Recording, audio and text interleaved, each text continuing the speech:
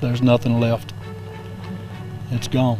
No roof and very few walls. Pastor Jerry Waldrop is in disbelief after what's left of First Pentecostal Church in Holly Springs, the church he's pastored for 31 years.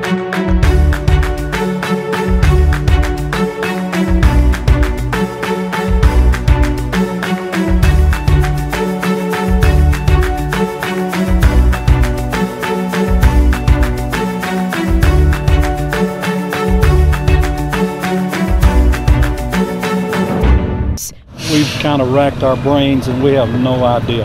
No enemies that we know of. We don't even know anyone that we would think that would be capable of doing something like this. Officials are investigating the fire as an arson.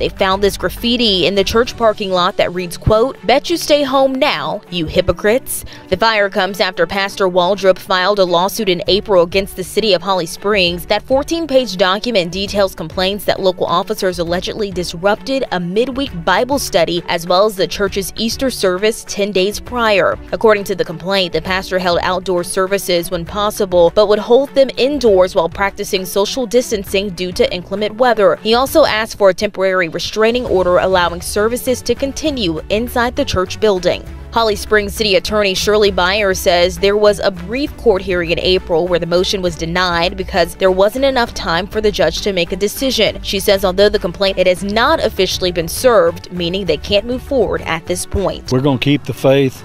We're going to keep doing what we've always done.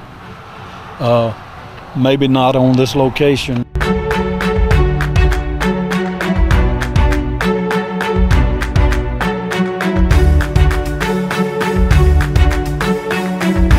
And we followed all the precautions until finally it was like the numbers weren't adding up to what they've called for.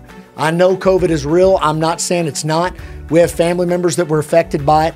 But I think when you watch how the numbers didn't trend the way they said, and it's a small percentage of what was predicted, why are the grocery stores full? Why is the Lowe's full? Why is the Home Depot full? And why is the church empty? That's what we're calling our brothers to. Church is essential just like that business is. We're going to be careful, right? We're going to be concerned. We love the people. We're praying for the people. We're believing God. But it's time for us to stand up for our constitutional rights. And it's time for somebody to say, hey, we still have a First Amendment and we're not going to bend. We're not going to bow. We're going to stand our ground.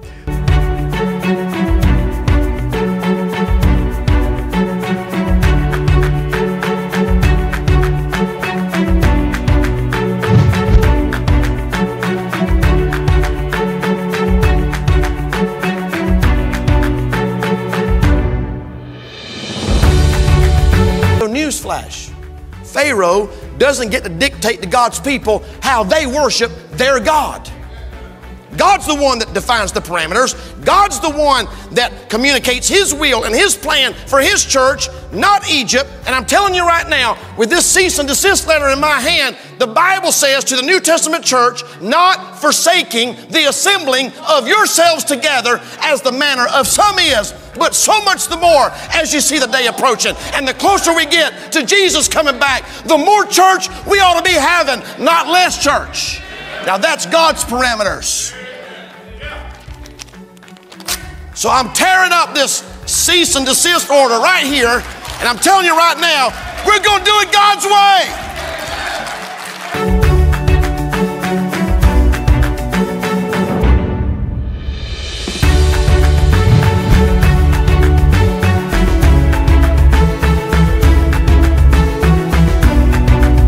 By various means, including by teleconference, video conference, and by live streaming video or audio services. Well, I want to say something to you this morning. You and I know this, but apparently some people don't know this, that sitting in the basement and watching a baseball game video is not the same thing as going to a baseball game. And sitting at the house and watching a pre-recorded or a recorded service on your device is not the same thing as assembling in the house of God. It's obvious that some of the people that are making these rules don't go to church. It's obvious that they don't care how we worship and how we do it.